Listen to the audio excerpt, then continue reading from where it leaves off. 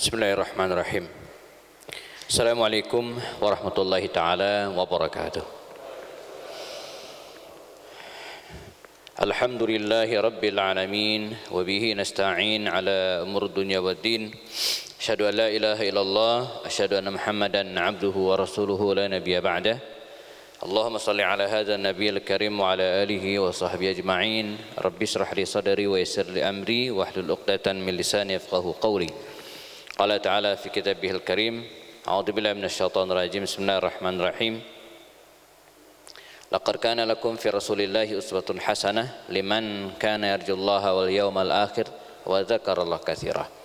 Hadirin dan jamaah salat maghrib jelang isya Masjid Al-Hidayah, perumahan kompleks Bukit Cimanggu City dan sekitarnya.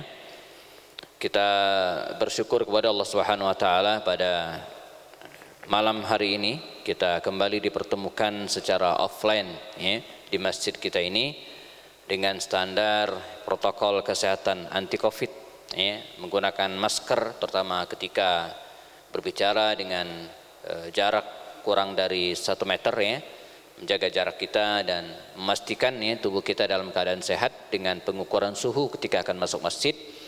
Dan ini bagian dari ikhtiar kita ketika menghadapi wabah yang belum sepenuhnya berlalu ini. Dan tidak terasa kita sudah berlalu dari sebulan sejak kajian Sirah An-Nabawiyah bulan lalu, setiap Sabtu malam Ahad di pekan pertama. Kita ketemu di bulan Maret ini, dan insya Allah ketemu lagi sebelum Ramadan awal April. Sebab Ramadan itu kalau tidak salah di tanggal 13 atau 14 April. Nanti dicek lagi kalender kita.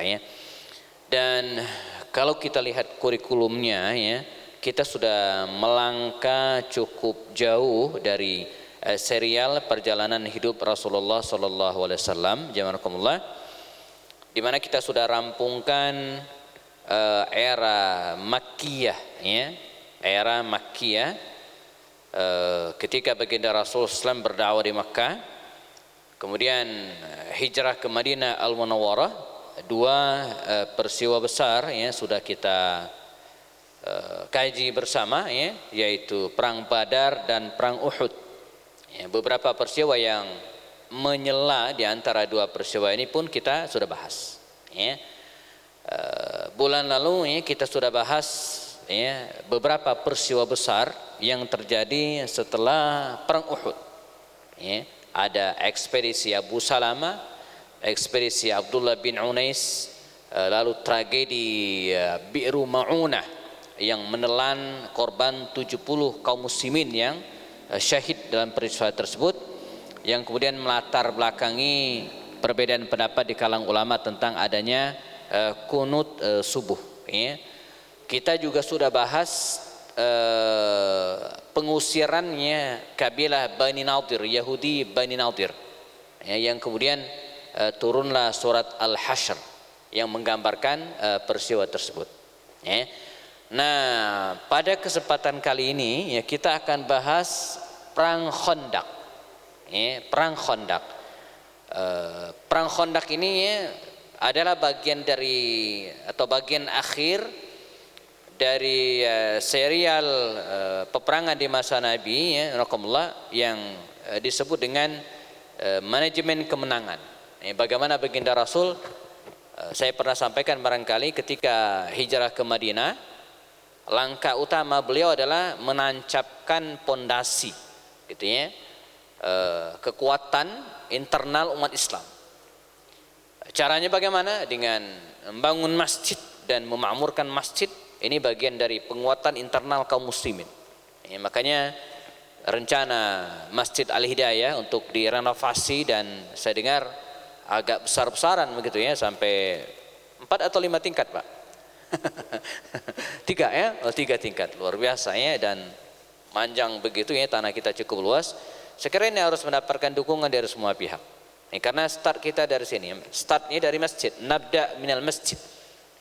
Kita mulai dari masjid sebagaimana baginda Rasul dulu ketika berada di Madinah, yabda atau kana yabda minal masjid. Beliau mulai dari masjid. Sayyidina Umar ketika menaklukkan Basrah juga mulai dari masjid. Ya, ketika menguasai Kufah mulai dari masjid. Sultan Muhammad Al-Fatih ketika menaklukkan ya, Konstantinopel, ya, kota Konstantinopel itu, langkah pertama beliau adalah ya, dari masjid, di mana mengubah Hagia Sophia itu menjadi masjid ya, pada saat itu. Jadi kita juga demikian. Jadi Nabi ya, menancapkan pondasi kekuatan itu dengan masjid, lalu kemudian membangun basis sosial ya, menyatukan kaum Ansor dan Muhajirin dalam simpul ikatan ukhuwah Islamiyah yang sangat luar biasa, membangun ekonomi dalam waktu singkat. Perekonomian kota Madinah yang mulanya dikendalikan oleh orang-orang Yahudi dalam waktu singkat segera diambil alih oleh kaum muslimin yang memang ya, para pengusaha yang datang dari Madinah, datang dari Makkah itu adalah memang para pengusaha. Ya, ada Abu Bakar Siddiq, Utsman bin Affan, Abdurrahman bin Auf, Talha bin Ubaidillah, Sa'ad bin Abi Waqqas, ini para pengusaha semua. Sehingga dalam waktu singkat Madinah itu ya, berada dalam kekuasaan secara ekonomi kaum muslimin. Ya. Lalu beliau juga apa? Ya, membuat ya, undang-undang. Ya, kita kenal dengan Mitsaqul Madinah, Piagam Madinah. Dan yang tak kalah penting juga adalah beliau ya, menyiapkan angkatan militer, angkatan perang. Nah, ya. Sehingga dalam waktu 5 tahun, hanya dalam kurun waktu 5 tahun, betul-betul Madinah itu yang berada dalam kendali kaum muslimin. Ya, apalagi setelah berakhirnya perang Khandaq ini, baginda Rasul dengan sangat percaya diri mengatakan, al-ana nakhzuhum, sekarang gantian kita yang menyerang mereka. Nah, jadi kita akan lihat bagaimana baginda Rasul mengubah ya, konstelasi kekuasaan dan politik di Madinah ya, saat itu ya.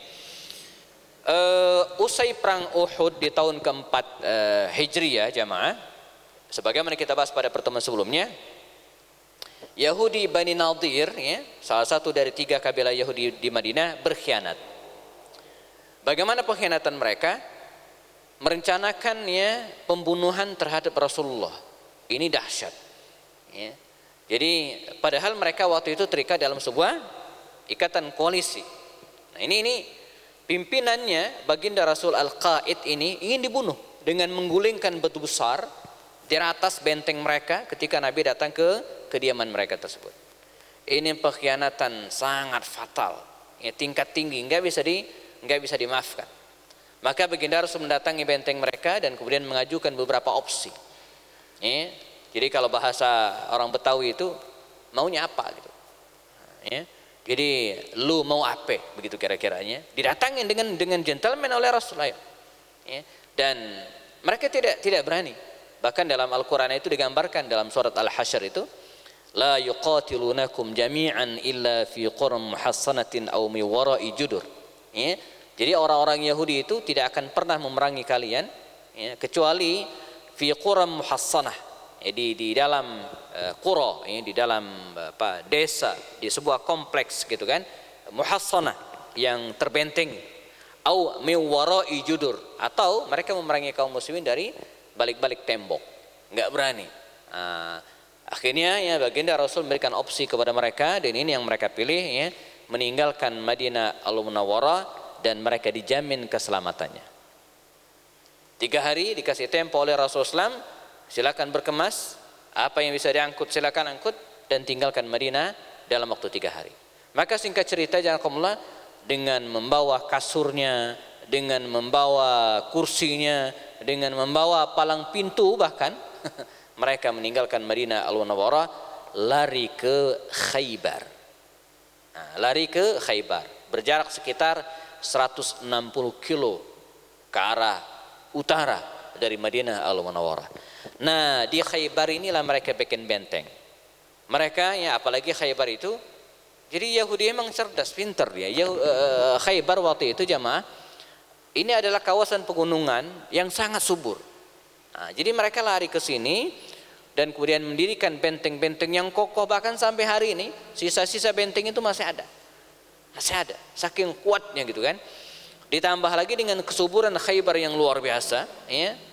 Nah, disinilah orang-orang Yahudi ini ya, bermukim, dan bukan hanya membuat base camp di sini, tapi dari sinilah mereka mengendalikan dunia dalam tanda kutip dari Khaybar ini. Langkah pertama mereka adalah dengan dendam kusumat yang masih membara di dada, mereka mencari peluang ya untuk memukul kembali kaum muslimin, mengusir kembali kaum muslimin dari Madinah Al-Munawwarah. Tapi tidak mungkin mereka melakukannya sendiri. Kita tahu karakter orang Yahudi. Nah, dari telaahnya dari sekian banyak musuh-musuh kaum muslimin yang sangat mungkin diajak berkoalisi itu adalah orang-orang kafir Quraisy. Ya, maka ya orang-orang Yahudi ini rakumullah mereka segera mendatangi ya kafir Quraisy di Makkah. Ya, ada 20 orang tokoh ya datang ke Makkah waktu itu. Paling tidak ada 5 tokoh anak muda yang mereka temui. Mereka adalah Abu Sufyan bin Harb. Ya, Abu Sufyan ini tokoh sentral Quraisy, sepeninggal mertuanya Utbah bin Rabi'ah, dia yang dinobatkan menjadi tokoh utama Quraisy. Kalau Nabi kan sudah hijrah. Dia yang memimpin perang Uhud, Abu Sufyan bin Harb ini. Yang kedua ya Khalid bin Walid. Siapa yang tidak kenal dengan Khalid bin Walid? Sosok pemberani, ahli strategi perang yang luar biasa. Yang ketiga adalah Amr ibn al-As, seorang panglima perang tak terkalahkan, pun ahli strategi dan ahli diplomasi. Yang keempat yang berikutnya adalah Ikrimah bin Abu Jahal, anaknya Abu Jahal. Ikrimah bin Abu Jahal. Dan yang kelima adalah Safwan bin Umayyah, seorang pengusaha yang mewarisi harta bapaknya Umayyah bin Khalaf yang kaya raya itu. Nah, ditambah lagi tokoh yang rada sepuh, misalnya siapa? Suhail bin Amr. Ini usianya di atas orang-orang tadi, gitu ya. Nah, Yahudi ini atau tokoh-tokoh Yahudi ini mendatangi tokoh-tokoh muda Quraisy ini, memprovokasi mereka, dan kemudian memotivasi agar melakukan perlawanan. Saatnya kita berkoalisi, katanya, kami diusir dari Madinah. Maka singkat cerita nakumullah, kafir Quraisy ini terprovokasi. Mereka kemudian menghimpun kekuatan, menghubungi kabilah-kabilah yang mungkin diajak berkoalisi bersama, dan terkumpullah pasukan yang sangat besar, 10.000 tentara. Berangkatlah 10.000 tentara ini dari Mekah menuju ke Madinah Al-Munawwarah untuk menghabisi kota suci ini. Kata Syekh Safiyur Rahman Al-Mubarakfuri dalam kitabnya Ar-Rahiqul Maktum, andai 10.000 tentara ini berhasil masuk ke Madinah, kaum muslimin selesai. Mengapa? Karena jumlah penduduk muslim waktu itu tidak lebih dari 3.000 orang. 3.000 ini bukan tentara jemaah, ini jumlah penduduk muslim. Jadi sangat sedikit. Sementara tentara musuhnya akan menyerang ini 10.000 tentara dan bersenjata lengkap, dengan dipimpin panglima-panglima ternama seperti yang disebutkan tadi itu. Nah, berangkatlah mereka dipimpin oleh Abu Sufyan bin Harb menuju Madinah, dari Makkah menuju ke Madinah. Sebagaimana pada perang sebelumnya, di mana Rasulullah SAW tetap mempersilakan pamandanya Al-Abbas bin Abdul Muttalib untuk stay di Makkah, tidak hijrah, walaupun dia sudah muslim pada waktu itu. Kemampuan diplomasi dan kecanggihannya berkomunikasi membuat Al-Abbas ini tetap diterima oleh orang-orang Quraisy tinggal di Makkah, tidak hijrah. Karena hubungan baik, hubungan bisnis gitu kan, maka mereka membiarkan Al-Abbas ini stay di Makkah. Nah, begitu tahu 10.000 tentara berangkat dari Makkah dan sekitarnya menuju ke Madinah Al-Munawwarah, maka pamanda Rasulullah SAW Al-Abbas ini segera mengirimkan kurir. Waktu itu kan zaman belum secanggih sekarang. Kalau sekarang ya kirim WhatsApp aja selesai. Waktu itu kan nggak ada. Nah, jarak Mekah dan Madinah itu jamaah sekitar 500 kilo.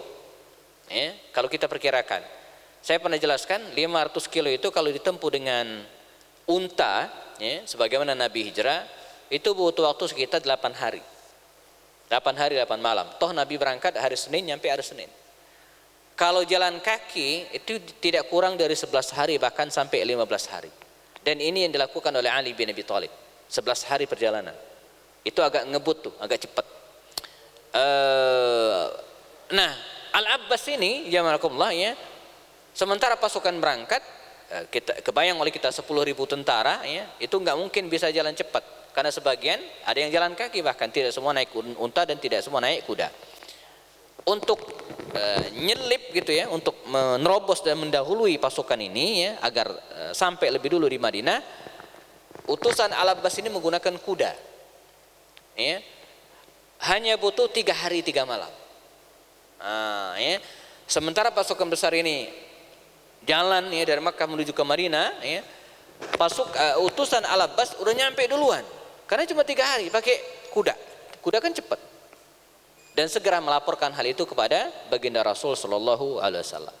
Nah, apa yang dilakukan oleh beliau sebagai seorang pemimpin, menakumullah, bukan hanya sebagai seorang nabi, Rasulullah SAW segera mengumpulkan para sahabatnya, ya, di teras Masjid An-Nabawi di Madinah Al-Munawwarah saat itu. Dan karenanya masjid itu bukan hanya tempat untuk sholat, ya, tapi juga rapat militer, ya, melakukan koordinasi dilakukan di Masjid An-Nabawi, ya. Kata baginda Rasulullah, ini utusan Pamanda Al-Abbas bin Abdul Muttalib dari Mekah, nggak mungkin infonya hoax, mesti benar.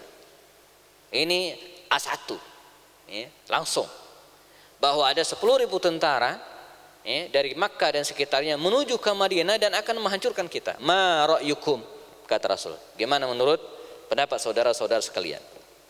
Nah, makanya Nabi itu walaupun beliau seorang Rasul utusan Allah, tapi sisi-sisi kepemimpinan beliau sebagai manusia itu tetap ada, dan sehingga kita bisa nyontohin. Jadi enggak tiba-tiba duduk di masjid nunggu wahyu, enggak. Kalau itu yang dilakukan Nabi, kita nggak bisa nyontoh, ya. Jadi Nabi itu kalau dalam bahasa politik ini seorang yang sangat demokratis gitu, ya, meminta pendapat para sahabatnya dan masing-masing memberikan pendapat. Sampai pada akhirnya mereka mengerucut pendapat itu, belajar dari perang Uhud sebelumnya. Kalau dalam perang Uhud kan mereka kompak, ya, menyongsong musuh ke luar. Nah, belajar dari kekalahan mereka dalam perang Uhud itu, walaupun tidak kalah telak gitu, ya. Tapi ini pelajaran. Akhirnya mereka sepakat, kita tunggu 10.000 tentara itu dari dalam Madinah, kita gelar perang dalam kota, ya. Sehingga, ya, semua elemen unsur dan SDM di Madinah bisa dilibatkan, ya, karena perangnya dalam kota. Kita tunggu mereka dalam kota. Tapi apakah sekedar menunggu? Pasti akan dihancurkan. Nah, teknisnya gimana? Adalah Salman Al-Farisi, ya, radhiyallahu anhu, Al-Farisi dari Persia, lahir di kota Jayyun namanya, di daerah Iran hari ini, jamakumullah. Dia sempat berpindah-pindah agama, dia sempat beragama Nasrani, tidak puas lari ke Mosul di Irak, dia sempat ke Damaskus, lari ke daerah, bahkan dia sempat nyebrang ke Turki, Konstantinopel, Eropa, ya. Dari situ dia mendapatkan kabar bahwa, ya, akan ada nabi akhir zaman yang muncul di sebuah kota, sebuah negeri yang diapit oleh 2 gunung hitam, Al-Aswadain wa bainahuma nakhlah. Di dalam kota itu, ya, di 2 bukit itu ada nakhlah, ada pohon kebun kurma. Itulah karakter Madinah. Maka dia datang ke Madinah menunggu nabi akhir zaman itu, dan ketemulah Rasulullah masuk Islam. Kata Salman Al-Farisi, ya Rasulullah, kunna bifaris, ya, kami waktu di Persia, idza husirna, kalau kami dikepung musuh, diserang oleh musuh, khandaqna alaina, kami menggali parit. Ini kebiasaan orang-orang Persia kalau mau perang, ya. Makanya di Persia itu, jamaah, bahkan sampai hari ini di sekitar daerah Iran itu ada sebuah kota namanya kota Tustar, ya, kota Tustar namanya, ya. Ini kota dahsyat karena dikelilingi oleh parit dan dialiri dengan sungai. Jadilah kota ini di tengah sungai.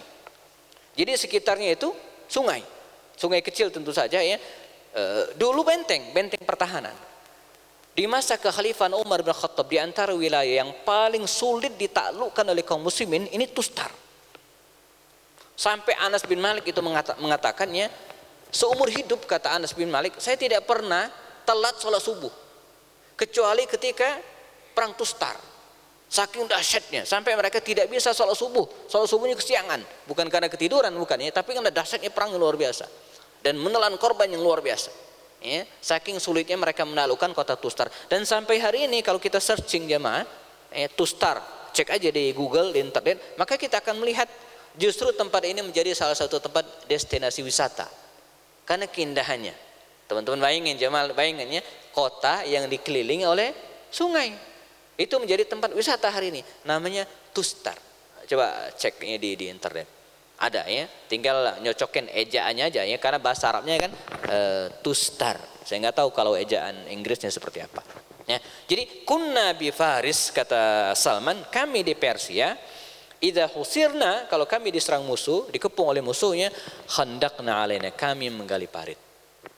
Awalnya usul ini sempat aneh bagi para sahabat, dan memang aneh karena bangsa Arab itu kalau bikin bikin benteng nggak pernah ke bawah, bikinnya ke atas. Jadi batu, ya, batu karang dan kemudian dilapisi dengan pasir, itu ditumpuk ke atas. Itu benteng bangsa Arab begitu. Tapi ini gali ke bawah. Ya. Namun dalam sebuah pertarungan, saya kira dalam sebuah pertandingan bahkan, justru yang aneh-aneh itu yang bikin pusing musuh. Jamaah yang seangkatan saya gitu ya, dulu kita waktu kecil Pak suka baca novel silat Wiro Sableng. Tahu kan jurusnya kan aneh-aneh kan. Ada apa, dewa gila lah, dewa macam-macam pokoknya. Justru itu yang paling sulit ditaklukkan oleh musuh, yang aneh-aneh itu ya. Demikian juga dengan ini. Dan akhirnya disepakati, beruntunglah kaum muslimin, karena kota Madinah itu tidak seperti kota Tustar. Ya, kalau kota Tustar mesti dikelilingi hampir semuanya oleh parit dengan dialiri sungai, Madinah tidak. Madinah itu diuntungkan dengan kondisi alamnya yang luar biasa. Pertama jamaah, dari bagian barat Madinah memanjang dari selatan menuju ke utara, bagian barat ini penuh dengan bebukitan dan bebatuan terjal sampai ke Uhud bagian atas. Musuh tidak mungkin menyerang dari arah barat, nggak mungkin, sulit, medannya keras, berat. Ya. Dari arah timur, di arah timur, selatan menuju ke utara bagian timur, ya, disinilah orang-orang Madinah agak bagian ke dalam menanam, bertani. Jadi di sini penuh dengan kebun-kebun kurma milik penduduk Madinah yang sangat lebat, padat dan dipagarin. Sulit menembus daerah ini, dari kota daerah timur. Nah, dari arah bawah selatan, disinilah ya benteng orang-orang Yahudi Bani Qurayzah. Ada satu lagi Yahudi Bani Qurayzah yang belum berkhianat. Kalau Qainuqa kan berkhianat setelah perang Badar. Bani Nadir berkhianat setelah perang Uhud. Ya, pertemuan lalu kita bahas. Nah, masih ada satu lagi Yahudi Bani Qurayzah. Yahudi Bani Qurayzah ini adalah Yahudi yang paling hanif, yang paling baik, yang paling polos gitu kan. Nah, mereka masih stay bersama kaum muslimin dan benteng mereka ada di bagian selatan kota Madinah. Enggak mungkin musuh menyerang dari sini kecuali mereka membuka pintu benteng, dan ini nanti ada cerita tersendiri. Nah, sehingga wilayah yang harus dipertahankan dengan benteng itu adalah bagian utara ini. Bagian utara ini. Nah, bagian inilah yang kemudian digali oleh kaum muslimin. Maka mulailah penggalian parit tersebut ya, dengan semangat luar biasa ya. Dalam beberapa literatur ya dikatakan parit yang mereka gali itu ya tidak kurang dari 4 sampai 5 meter. Ya, kalau cuma 1 meter ngapain ya? Masuk keluar lagi ya. Ini kan 4 sampai 5 meter kedalaman parit tersebut ya. Lebarnya juga sama ya, sejauh kira-kira kuda tidak bisa loncat. Dan panjangnya itu tidak kurang dari 2,5 kilometer ini panjangnya, memanjang sedemikian rupa. Dan tidak hanya itu, kaum muslimin juga membuat ranjau-ranjau ya, agar siapa yang terjerumus tidak bisa keluar, sehingga Madinah tidak bisa ditaklukkan dari arah ini. Nah, dengan semangat kaum muslimin ya, mereka akhirnya berhasil menggali parit ini. Banyak peristiwa terjadi ketika penggalian parit ini, di antaranya Rasulullah membolehkan kaum muslimin ya mendendangkan syair ya Misalnya Abdullah bin Rawaha mengubah bait-bait syair sambil memberikan semangat kepada mereka. Allahumma laula anta mahtadaina wala tasaddaqna wala sallaina فأنزلنا سكينة علينا وثبت الأقدام إن لقينا والمشركون قد بغوا علينا وإن أرادوا فتنة أبينا. Ini syair-syair yang dikumandangkan oleh Abdullah bin Rawaha, membuat mereka semakin semangat. Makanya pelajaran bagi kita hari ini, alhamdulillah, kita harus bisa menyeimbangkan antara kerja keras, kerja serius itu dengan rehat. Dengan nuansa-nuansa, apalagi pada saat sekarang justru yang sangat berbahaya itu dalam penelitian, mereka yang kena COVID itu bukan medisnya tapi mentalnya itu. Mental itu yang harus kita jaga betul-betul ya. Karena itu wajar kalau Rasulullah mengajarkan kita doa, Allahumma inna na'udzubika minal barasi wal junun. Ya Allah, kami berlindung kepadamu dari penyakit al-baras, penyakit kulit dan penyakit al-junun. Ya, kalau tidak hati-hati banyak yang stres. Nah, maka dalam kondisi yang sulit demikian, kondisi lapar, kekurangan, maka para sahabat menghibur dengan mendendangkan syair-syair yang bisa memberikan semangat kepada mereka. Selain itu juga jazakumullah, beberapa peristiwa terjadi, antara lain kita ringkas ada bagian-bagian tertentu dari tempat penggalian itu yang tanah liat yang sangat sulit dihancurkan, tapi dengan izin Allah SWT mereka bisa. Ada juga peristiwa di mana suatu saat seorang sahabat Rasulullah membawa segantang kurma, semangkok kurma begitu kira-kira diberikan kepada Rasul SAW untuk dibagikan kepada para sahabat. Dan luar biasa Nabi membawa sewadah kurma ini dan dibagikan kepada para sahabat. Itu semua yang ikut kebagian semua. Nah, ini namanya berkah. Ini namanya berkah. Kemudian ada lagi, alhamdulillah, ada seorang masih kerabatnya Abdullah bin Rawaha juga, seorang gadis kecil gitu diperintahkan oleh keluarganya untuk mengajak Rasulullah, panggil Rasulullah, sampaikan kita hari ini nyembelih unta muda. Kalau di Mekah itu namanya kabsah hashi, gitu ya. Saya kalau ngajak jamaah umrah itu biasanya diajak ke sini gitu ya, di Aziziyah itu ada kabsah hashi. Itu nasi kebuli Pak, lauknya itu unta muda. Oh, itu nggak ada di Bogor ya. Saya udah cek di Empang nggak ada, untanya nggak ada ya. Kalau nasinya saya ada, lauknya paling kambing. Ini unta Pak, unta muda lagi gitu kan, jadi luar biasa. Kita katanya panggil Rasulullah, kita nyembeli unta, tapi kecil, unta muda. Terus kasih tahu Rasul datang ke rumah kita, tapi jangan kasih tahu yang lain, ntar nggak cukup. Ini untanya kecil, itu kan? Maka datanglah anak gadis ini ketemu baginda Rasulullah SAW dan menyampaikan hal itu. Tapi apa yang lakukan ya Rasulullah SAW? Nabi ngasih tahu para sahabat yang lain. Kita zuhur nanti habis zuhur makan siang ke rumah si fulan. Dia nyembeli unta, gitu kan? Maka berbondong-bondonglah para sahabat datang ke rumah yang bersangkutan.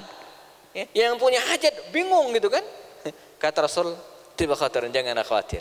Maka Nabi mengaduk kuah tadi itu, nakumullah, di dalamnya sudah dimasukkan kambing tadi itu, kira-kira diaduk sedemikian rupa dan diambil mangkok oleh Rasul dan dibagikan kepada semua yang hadir, kebagian semua. Bahkan ketika semuanya sudah dapat, masih ada masakan tadi tersisa. Nah, ini salah satu keberkahan yang mereka dapatkan pada waktu itu. Yang tak kalah penting juga untuk diceritakan jamaah, ketika mereka sedang menggali, karena sakhra, ada batu besar, batu gede. Ini batu harus dihancurin karena pas jalur penggalian. Sudah dicari tempat yang lain melingkar sedemikian rupa, masih kena juga batu ini. Salman Al-Farisi, Ali bin Abi Thalib, Umar sudah berusaha memecahkan batu ini namun tidak berhasil. Maka mereka mengadu kepada Rasulullah, ya Rasulullah, ini batu gede, mengganggu banget jalur penggalian kita. Maka akhadhar Rasulul mi'wala, Nabi mengambil al-mi'wal, Al-mi'wal itu sejenis besi gitu ya, di ujungnya ada kayak alat pemecah batu lah, kira-kira demikian ya. Walaupun sebagian kamus saya lihat al-mi'wal itu cangkul, tapi nggak pas lah kalau cangkul ya. Tapi bayangan saya al-mi'wal itu ya besi ya, dan mungkin linggis lah gitu ya, linggis gede gitu ya. Akhazar Rasulul mi'wal, Nabi mengambil mi'wal, fa daraba as-sakhra, dan kemudian dipukulkan ke batu tersebut. Begitu dipukulkan, berbenturanlah besi ini dengan batu tersebut dan memercikkan cahaya. Ya. Dalam film Omar ya, yang pernah tayang di salah satu televisi di Indonesia itu ya, cahayanya itu enggak begitu kelihatan. Ya. Maklum yang bikin film orang Qatar, MBC Qatar. Saya yakin nih yang kalau production house-nya orang Indonesia, cahayanya itu pasti akan kelihatan seperti pukulan sinar mataharinya Wiro Sableng kira-kira. Kalau mereka kan nggak mahir bikin yang gituan ya. Tapi dikatakan berkiblatlah cahaya. Maka Nabi mengatakan apa? Kata beliau apa? Ya, uritu ditunjukkan kepadaku. Ini maksudnya mereka akan mengalahkan ya, Qusur Syam, istana-istana Syam. Istana Syam itu jamaah simbol kekuasaan Romawi. Ya. Ini Nabi tidak menyebutkan Konstantinopel pada teks hadis ini. Nanti Konstantinopel lain lagi, ceritanya terpisah. Kata Rasul, ditunjukkan, ditampakkan kepadaku bahwa kita akan mengalahkan, akan diberikan oleh Allah Subhanahu wa taala mafatihas Syam. Ada yang mengatakan Qusur Syam, kunci-kunci gitu kan, istana-istana negeri Syam. Ini simbol dari kekuasaan Romawi. Pada pukulan yang kedua, dan kemudian membuat batu ini semakin pecah dan retak ya, kata Rasulullah, ditunjukkan kepadaku ya, kusura ya, istana-istana merah Yaman ya, mafatihat al-Yaman as-San'a ya. Kemudian pada pukulan yang ketiga yang kemudian membuat batu ini pecah sama sekali, kata Rasul, ditunjukkan kepadaku ya, istana-istana putih ya, yang dikenal dengan kekuasaan Persia di kota Madain. Jadi di situ ada istana putih, terkenal sekali di sebuah kota namanya kota Madain. Ini simbol dari kekuasaan Persia. Intinya apa? Nabi ketika mereka dalam kesulitan yang sedemikian rupa, memberikan harapan, ya, memberikan visi kalau dalam sebuah perusahaan yang sangat jauh, memberikan kabar gembira kepada mereka bahwa Syam akan ditaklukkan oleh kaum muslimin, Yaman juga demikian juga dengan Persia.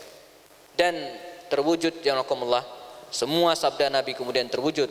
Wilayah yang paling pertama kali ditaklukkan oleh kaum muslimin adalah Yaman. Karena Yaman itu jatuh kepada kaum muslimin ketika Nabi masih hidup. Adapun wilayah Syam itu berada dalam kekuasaan kaum muslimin di masa pemerintahan Sayyidina Umar bin Khattab radhiyallahu anhu. Umar, hampir seluruh wilayah Syam itu berada dalam kekuasaan kaum muslimin. Adapun Persia ya, itu rontok dengan sendirinya dan berakhir riwayat Persia itu dalam perang Qadisiyah antara kaum muslimin dipimpin oleh Sa'ad bin Abi Waqqas dalam perang Qadisiyah ya, tahun ke-15 kalau tidak salah ya, 15 Hijriah, dan berada dalam kekuasaan kaum muslimin persis seperti sabda Nabi. Ya, maka selesailah penggalian parit ini jazakumullah, sementara pasukan Ahzab ya, yang datang 10.000 tentara tadi, sebagaimana prediksi Rasulullah SAW, mereka akan menyerang kaum muslimin dari arah utara. Dan betul, begitu mereka datang dan siap masuk ke Madinah Al-Munawwarah, azan Isya tiba ya. Ini lagi seru-serunya ada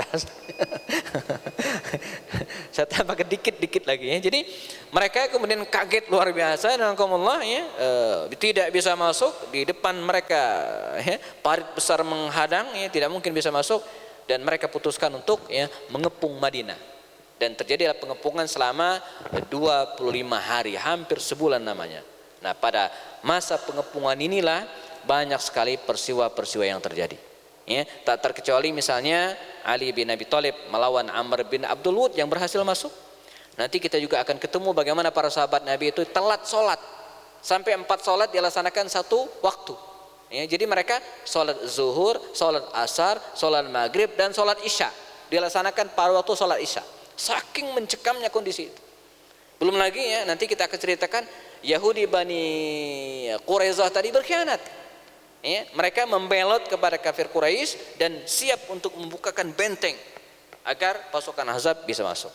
Namun Allah menjaga kaum muslimin dengan mengirimkan seorang laki-laki yang dikenal dengan Nu'aim bin Mas'ud al-Ghatafani, yang kemudian memecah belah pasukan musuh tersebut sehingga mereka gagal. Nah, detail tentang peristiwa pasca pengepungan ini, pada saat pengepungan ini jamaah, insyaallah kita akan tuntaskan pada pertemuan depan insyaallah.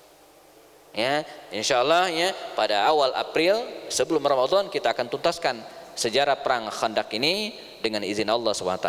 Sudah masuk waktu Isya, nakumullah, kita siap-siap melaksanakan sholat Isya berjamaah. Ada pertanyaan penting untuk diklarifikasi?